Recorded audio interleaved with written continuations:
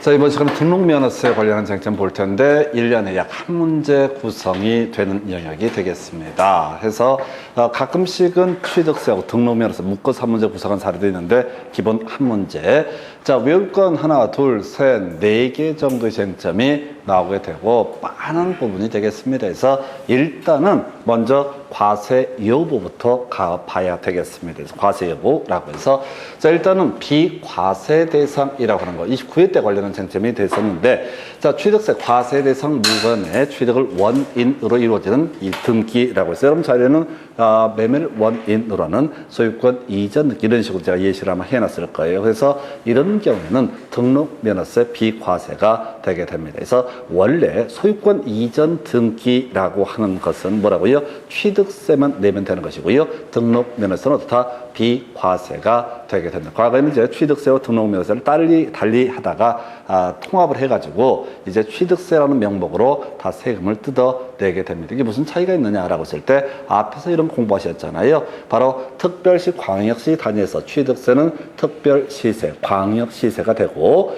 등록면허세, 재산세라는 것은 구세가 되게 된다. 그래서 과거 같으면은 부동산의 취득을 원인으로 등기까지 이루어지게 되면 취득세는 특별시에서 부과를 하는 것이고 구에서 뭐를 바로 등록면허세를 부과하는 그런 구조였다가 지금은 이제 법령이 정비가 돼서 무조건 취득세 내게 되면 어떻다? 등록면허세 비과세가 되게 된다. 자, 근데 말이죠. 두 개 문제 이슈가 있죠. 그래서 우리가 앞에서 저런 얘기를 했었죠. 제척기간 뭐 이런 얘기를 하면서 자, 취득세 부과 제척기간 과세 표준신고서 제출하지 않게 되면은 이게 얼마? 7년 경과되면 더 이상 취득세 부과할 수 없다. 그래서 이 사람이 이제 와서 바로 취득을 원인으로, 매매를 원인으로 하는 소유권 이전 등기를 하게 되면 이 부분은 취득세를 안 냈거든요. 그러니까 이 부분에 대해서는 등록면허세는 어떻다? 내야 된다라고 이렇게 되어 있습니다. 그래서 앞에서 취득세 납세금을 성립시키면요.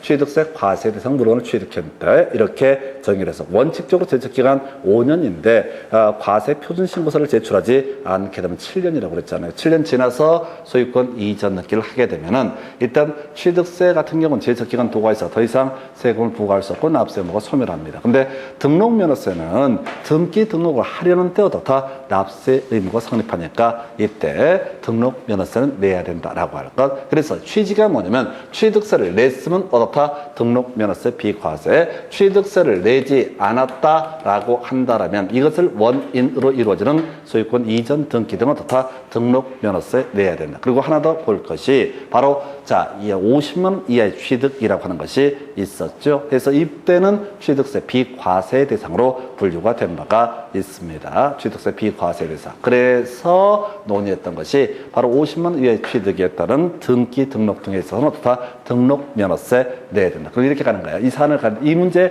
핵심 이슈는 딴 건 다 구질구질한 얘기고 쓸데없는 소리고 지금 두 가지가 이슈가 되는 거야. 취득세를 안 내고 등기를 하고자 한다. 그럼 어떻다? 등록면허세 내야 된다. 근데 취득세를 내고 취득을 원인으로 해서 소유권 이전 등기 등을 하고자 한다. 그러면 어떻다? 등록면허세 내지 않는다. 이 틀을 완벽하게 잡으셔야 돼. 나머지 국가지자체 등의 자기를 위해서 하는 등기, 압류 등기나 압류 말소 등기 이런 게 있습니다. 세금을 내지 않는 사람이 있으면 압류해서 공모에 붙여버리거든요. 근데 중간에 세금을 내게 되면 압류 말소 등기 등을 합니다. 이런 경우는 등록면허세 비과세, 국가 제일 꼭대기죠. 그래서 제일 끝머리 무덤이 있어. 묘지 나와 있죠. 묘지도 다 등록면허세 비과세 대상이 된다. 제일 꼭대기 국가지자체가 압류 말소 등기 등 그리고 무덤 땅 밑으로 파고 들어갔을 때 바로 지목이 묘진 등기에 지목이 묘진 토지의 등기 등록에 대해서는 어떻다? 비과세 대상이 되게 된다. 이렇게 갑니다. 그래서 나머지 쫓아가지 마세요. 그래서 나머지를 보지 마시고 기본적으로 취득세를 안 냈으면 어떻다? 등록면허세 내야 된다. 취득세를 냈으면 어떻다? 등록면허세 내지 않아도 된다. 이게 이제 출제 포인트야. 그런데 조금 살을 붙여서 제일 꼭대기하고 제일 밑에 국가지자체 자기를 위해 사는 등기 이건 등록면허세 비과 제일 땅 밑으로 파고 들어갔을 때 그게 무덤이 되거든. 묘지라고 하는 지목이 묘지가 됐을 때 어떻다? 비과세 제일 꼭대기와 제일 밑에 비과세 그리고 취득세 이미 내버리면 어떻다? 비과세라고 하는 거에서 이렇게 비과세 3개하고요 과세 대상 2개만 정확하게 기억하시면 될 겁니다. 그러면 설령 그걸 뛰어넘는 문제가 나오더라도 전혀 지장이 없습니다. 그래서 완벽하게 하는 게 아니라 포인트 자체를 정확하게 외우셔야 돼요. 이게 첫 번째 출제 포인트가 되게 될 것이고, 두 번째, 자, 등록면허세 과세 표준이라고 하는 거 세율 두 가지가 문제가 되는데 다 잊어버리고요. 변경된 가액, 변경 후 가액이라고 하는 것이 등록면허세 과세 표준이 된다. 해서 우리 취득세 과세 표준은 구조가 똑같아요. 신고한 금액, 이게 원칙적으로 등록면허세 과세 표준이 된다. 근데 예외적으로 시가 표준액을 등록면허세 과세 표준으로 삼는 경우도 존재한다. 교환이라든가 증여처럼 가액을 특정할 수 없거나 혹은 지금 신고를 하지 않거나 시가 표준액보다 낮게 신고를 한 경우에는 시가 표준액을 등록면허세 과세 이런 것도 안 중요하다고. 그러면 결국은 포인트는 뭐야? 사실상 취득가격에서 앞에서 공부했던 국외 판법 공검 있었죠? 취득세 과세 표준을 사실상 취득가격을 하는 그런 사례에 있어서 국가는 자체가 이미 금액을 알고 있기 때문에 그 금액을 기준으로 해서 뭘 한다? 바로 자, 등록면허세 과세 표준 삼는다. 여기까지 가면 너무 쉬워. 근데 문제는 이런 식으로 취득을 해서 자, 중간에 법인장부 등의 등재를 하기 위해서 법인장부에 등재 등을 하기 위해서 감정평가 등을 해봤다. 그런데 기존 취득했던 금액하고 이 금액이 달라지게 되면 이때는 그 변경 후 가액 또는 변경된 가액을 뭐로 삼는다? 등록면허세 과세 표준으로 삼는다. 그래서 이건 출제 기술상은요, 원칙 내면요 출제 오류입니다. 예외를 포섭하지 못하기 때문에 시가 표준에 아직까지 한 번도 안 나왔어. 그러니까 한 번도 안 나온 걸 가지고 막 신경을 쓰면 안 돼. 자, 거기서 또 예외가 있단 말이야. 사실상 취득가격. 거기에서 아까 취득세 파트에서는 뭐라고 얘기했냐면 판이 보부 할비 이걸 갖고 도배를 해버린다고. 그럼 여기서는 뭐예요? 변경된 가액, 변경 후 가액을 뭐로 삼는다? 등록면허세 과세 표준으로 삼게 된다. 이렇게 정리를 합니다. 외우셔야 된다고. 비과세 대상. 다시 국가, 지자체라든가 묘지 외 취득세를 한번 내버리게 되면 어떻다? 등록면허세 비과세 대상이 된다. 요것만 정확히 외워도 돼. 근데 아까 취득세 안 냈을 때는 등록면허세 낸다. 두 가지 사유 설명드렸었고, 과세 표준 얘기는 다른 거 안 나온다니까 변경 후 가액, 변경된 가액 이걸 갖고 변경 전 가액 이렇게 말장난하는 식으로 출제 포인트를 구성을 하게 됩니다. 이는 이제 주로 틀린 것을 고르셔야 할 때 내는 문제 패턴이 되게 됩니다. 이게 두 번째 출제 포인트. 세 번째 출제 포인트, 등록면허세 세율이라고 하는 것이 이슈가 되는데 나머지 필요 없고요. 소유권 외 권리 중에서 지상권, 지역권, 전세권, 저당권, 임차권, 저당권까지 이렇게만 정리를 합니다. 해서 지상권, 건물 소유, 수목 소유, 공작물 소유 목적으로 타인의 토지를 이용할 수 있는 권리. 지상권은요, 지상권 설정 등기라고 하는 것이 있어야 더 다 성립하게 된다. 한편 지상권을 취득하는 방식 중에는 지상권의 이전 등기를 통해서도 취득할 수 있다. 이렇게 해석을 하게 되는 거죠. 자, 그래서 지상권 설정 등기는 그 부동산 가액의 바로 0.2% 이렇게 되어 있습니다. 그래서 자, 우리가 지상권이라는 게 한 필지 전부가 아니라 한 필지 일부를 대상으로도 지상권 설정할 수 있는데 하여튼 그 부동산 가액의 0.2% 좀 포괄적으로 규정을 하고 있는 상태고요. 두 번째 이슈가 되는 게 지역권. 제 개인적으로는 제일 유력한 포인트가 낸다라면 요역지 가액의 0.2%. 다시 갑시다. 지역권이라고 하는 맹지라는 게 있습니다. 이걸 우리가 도움이 필요한 토지 요역지라고 부르죠. 자, 도움을 주는 토지를 뭐라고 한다? 승역지라고 부르게 된다. 요역지와 승역지라는 개념이 있다. 그래서 우리 항상 지역권 얘기할 때 이렇게 그림 그렸잖아요. 도로, 큰 도로 나다닐 수 있는 권리 지역권이라고 불렀을 때 이때는 승역지 가액이 아니라 뭐가 된다? 요역지 가액의 0.2%. 이건 주의하셔야 돼. 거의 함정폭이 제일 좋은 게 얘가 되겠습니다. 그 다음에 전세권은 전세금이 될 테고요. 그 다음에 임차권 한번 시험 문제 구성됐어. 월 임대차 금액의 0.2%. 그 다음에 저당권 돈 빌려주는 거니까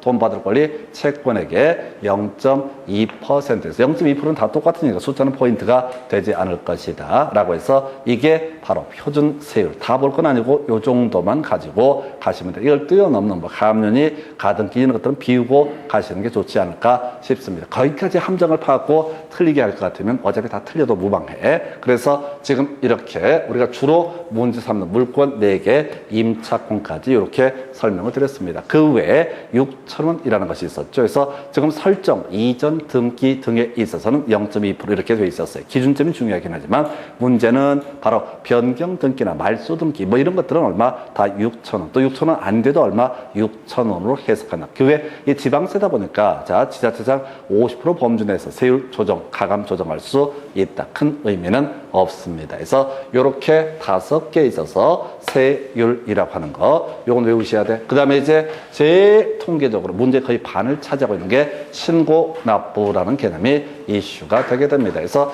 우리 앞에서 신고납부와 관련돼 있던 개념 중에 하나가 뭐가 있었냐면 가산세라는 개념이 있었죠. 그래서 무신고 가산세 100분의 20이라고 하는 것이 하나의 이슈가 됐던 바가 있습니다. 그리고 가산세는 감면세에 포함시키지 아니한다 이런 식으로 봤어요. 그래서 이 가산세에서 취득세랑 연계가 되면 중가산세라고 해서 미신고 전매에 있어서 100분의 80, 장부 미보전 100분의 10이라고 하는 거 이 숫자가 포인트가 됐던 것이고 그리고 나서 등록면허세에서도 역시 중요 포인트가 되게 됩니다. 일단 자 기본부터 가십시다. 등록면허세 납세 의무자 바로 자 등기 등록을 하려는 자 이 사람이 어떻다? 납세 의무자 해서 자 요건 조금 어려웠었죠. 뭐 등기 명인 이렇게 제가 타이틀 우선 잡아놨는데 자 갑수의 X 부동산에 대해서 을이라는 사람이 지상권 취득을 하고자 합니다. 그럼 뭘 해야 돼? 지상권 설정 등기라고 하는 것을 해야 되는데 이 지상권 설정 등기를 하게 되면 이익을 얻게 되는 사람이 누가 된다? 을이 이익을 얻게 된다. 그래서 등록면허세 납세 의무자는 누가 된다? 을이 자 납세 의무자가 되게 된다. 이런 식의 취지가 되게 될 것이고요. 그 다음에 이제 비교해서 만약에 이 지상권 설정 등기가 지상권의 존속기간 만료 등으로 인해서 소멸했을 때 지상권의 말소 등기를 하고자 한다. 그러면 이때는 누가 이익을 받는다? 갑이 이익을 받게 된다. 그래서 이때 갑이 어떻다? 납세 의무자가 되게 됩니다. 사례형 문제 구성할 때 이렇게 이 두 가지 사례가 나왔었어요. 자, 한편 아까 국가지자체가 압류 등기를 하거나 압류 말소 등기를 한다. 그럼 납세 의무자는 국가지자체가 될 텐데 어차피 비과세 대상에 해당이 된다. 이런 논리와도 같이 연계가 되게 됩니다. 해서 저당권 얘기 한번 나왔었죠. 저당권 설정 등기를 할 때는 저당권자가 등록면허세 납세 의무자가 되게 될 것이고요. 저당권의 말소 등기를 할 때는 저당권 설정자가 납세 의무자가 되게 됩니다. 이렇게 사례형 문제 좀 어려웠던 것이 있었습니다. 해서 등기 명예는 썩 좋은 지문은 아니네요. 그 다음에 이제 납세지. 자, 우리가 지방세에서 납세지라고 하는 것은 부동산의 소재지가 납세지가 되게 된다. 그 지자체 장에게 신고 납부를 하거나 그 지자체 장이 재산세 같은 경우 보통 징수를 하는 이런 구조로 되어 있습니다. 자, 그런데 이게 골 때리는 점이 있어요. 원래 등록명세가 지방세이기 때문에 그 부동산의 소재지가 어떻다? 납세지가 되게 된다. 그런데 자, 납세지가 분명하지 아니한 경우 등록관청 소재지를 납세지로 한다라고 해서 이게 법조문상 말이 전혀 안 된다고 말씀을 드렸습니다. 왜? 토지라고 하는 것은 분명히 부동산 지자체 소관이 딱 정해져 있기 때문에 지금 납세지가 분명하지 아니한 경우라는 건 있을 수가 없어요. 그런데 여기서 등록면허세에서는 자동차의 등록면허세 이런 것도 같이 규제를 하다 보니까 자동차를 생각해서 자동차의 소재지가 어딥니까? 뭐라고 얘기할 수 없죠. 그래서 등록관청의 소재지를 어떻다? 납세지로 보게 된다. 이렇게 지방세법이 규정을 하고 있는데 출제는 미친놈들 같은 놈들이 갑자기 부동산의 소재지가 분명하지 아니한테 등록관청의 소재지를 납세지로 한다고 이미 출제를 해버렸다고. 그리고 두 번이나 계속 옳게 구성을 해버려. 그래서 논리적으로 말이 잘 되지 않지만은 하여튼 이게 부동산의 소재지가 납세지가 될 텐데 부동산의 소재지가 불분명한 경우가 어떻다? 등록관청의 소재지가 납세지가 되게 된다. 그래서 만약에 강남구청에다가 자동차 등록을 하게 되면 그 자동차가 뭐 수원에 있든 오산에 있든 강북에 있든 불문하고 다 강남구청에다가 등록면허세 내야 된다. 이런 논리 구조와 같은 맥락을 이렇게 구성을 하고 있습니다. 자, 그리고 문제 이제 반을 차지하게 되는 거. 납세지 가지고 틀리게 구성하면 주소지 이렇게 장난을 치죠. 그래서 종부세라든가 양도소득세 같은 국세는 어떻다? 납세지가 주소지가 납세지가 되게 된다. 지방세는 뭐라고요? 지방세는 부동산의 소재지가 납세지. 그래서 제주도에서 세금을 내든 그 다음에 서울에서 세금을 내든 어차피 국가가 세금 받는 건 똑같은 거니까 국세는 주소지가 납세지가 되게 될 것이고 지방세는 뭐라고요? 지방세는 부동산의 소재지가 납세지가 되게 된다. 뭐 수백 번씩 했던 얘기들입니다. 자, 그 다음에 이제 이 문제에서 거의 하이라이트 도배하는 것이 바로 가산세라는 개념과 연계되는 신고 납부라는 개념이 되게 됩니다. 그래서 얘는 이렇게 이 문장 자체도 시험 문제 답을 뽑았던 바가 있습니다. 그래서 등록면허세 거의 문제 반을 차지하는 게 신고 납부라고 하는 거. 등록하려는 자 과세 표준에 해당 세율을 적용해서 산출한 세액을 등록하기 전까지 납세지 관할 지자체장에게 신고하고 납부를 해야 된다라고 해서